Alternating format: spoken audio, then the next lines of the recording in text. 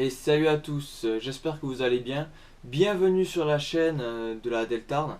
Je me présente, je m'appelle Razmot, comme je vous l'ai dit tout à l'heure, je fais actuellement partie de la Deltarne. Donc aujourd'hui je vais vous faire une petite présentation du MGL de chez ICS. En premier je vais vous présenter sa boîte et son contenu. Par la suite je vous présenterai la réplique et son fonctionnement. Et je finirai par une petite présentation avec des tests de tir pour vous montrer tout ça. Allez, commence. Hop. Donc pour la boîte, elle est assez sympathique. Donc elle a de belles illustrations avec pour présenter les différents modèles de cette gamme. Donc pour ma part, comme modèle, c'est l'ICS 192. Donc c'est le plus long de sa gamme. Nous avons sur ce côté le petit écusson certifié ASG. Qu'avons-nous également de ce côté? Hop. Nous avons un petit manuel d'instruction par rapport à l'utilisation de la réplique. Dans l'ensemble, c'est pas mal. La boîte a l'air assez solide, elle est plus ou moins très rigide. Pour ma part, la réplique, je l'ai payé 150 € sur Phoenix Airsoft. Donc c'est un prix convenable. Allez hop, passons à l'ouverture de la boîte. Voici la réplique en elle-même. J'aime bien son look personnellement, sachant que c'est une réplique assez rare qu'on retrouve pas souvent en terrain. Qu'est-ce qu'on pourrait dire? Par contre, on remarque bien sûr que c'est de l'ABS.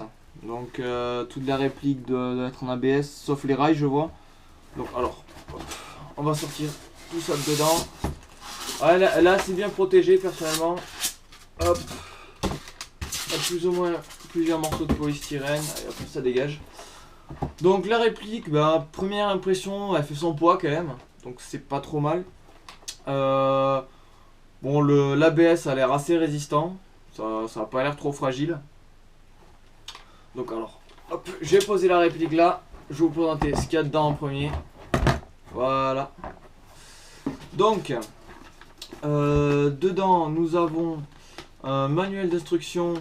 Alors, en première page, pour la présentation de toutes les répliques de cette gamme. Dedans, nous avons des instructions techniques, comment utiliser le lance-grenade. Et en dernière page, nous avons un éclaté technique de celui-ci. Bon, ça peut toujours être utile. Alors, dedans, nous avons d'autres. Qu'est-ce que c'est? Alors, pareil, un autre manuel d'utilisation de la réplique. Dans ce coup-ci, il est marqué pour réplique électrique. Donc, pourquoi, je ne sais pas. Sachant que c'est un lance-grenade qui tire des grenades 40 mm à gaz. Nous avons également le petit écusson signé ICS. Donc, c'est pas toujours utile. Alors, je vais reposer tout ça. Hop, hop. Voilà. Donc maintenant je vais passer à la présentation de la réplique. Allez. Nous allons maintenant passer à la présentation du lance-grenade. Pour son poids, le lance-grenade fait environ 2 kg. Donc c'est un poids relativement correct. Il a une longueur d'environ 80 cm, donc crosse dépliée au maximum. Pour la crosse, c'est une crosse type M4, donc avec réglable en 3 positions en longueur, mais réglable également en hauteur, donc pour faire soit du tir tendu ou soit du tir en cloche, comme vous préférez. Il y a également 4 rails sur le garde-main, 2 rails latéraux, un rail au-dessus et un rail pour la poignée RIS. Il y a un autre rail ici pour mettre vos points de visée. Dans la réplique, dans le pack, il est également fourni une poignée RIS. Personnellement, j'aime bien l'ergonomie de celle-là, elle a une bonne prise en main. Si on enlève ce cache, on peut également placer un switch déporté à cet emplacement. Donc ça peut toujours être utile également. Hop. Après, je vais vous parler des sangles qu'on peut placer dessus. Dans le pack, il y a 2 attaches sangles qui sont fournies. C'est un système d'attache sangle rapide qu'on peut enlever. On peut le placer de l'autre côté, c'est pareil. Après, il y a un système pour le sélecteur de tir, voilà. qui est ambidextre, donc c'est les gauchers qui seront contents.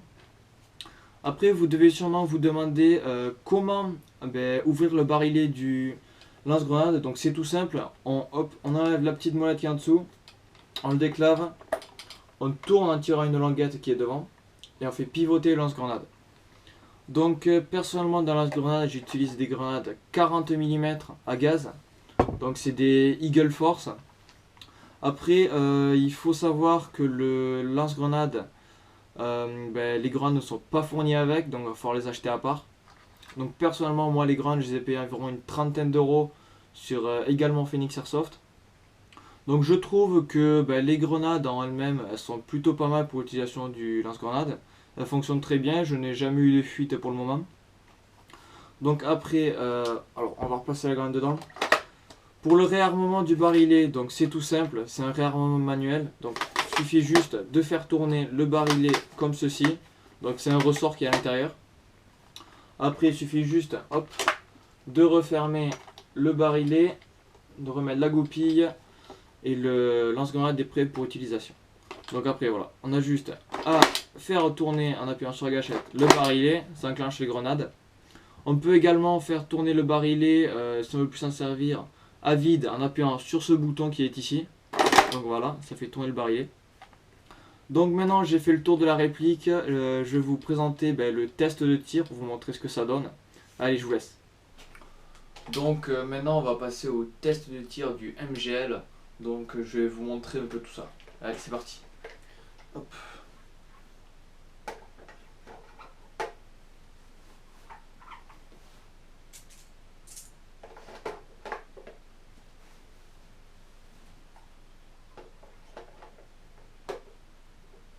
Donc on recharge. Hop. Ça va mettre là. Allez. C'est parti, on clave. Allez, c'est parti.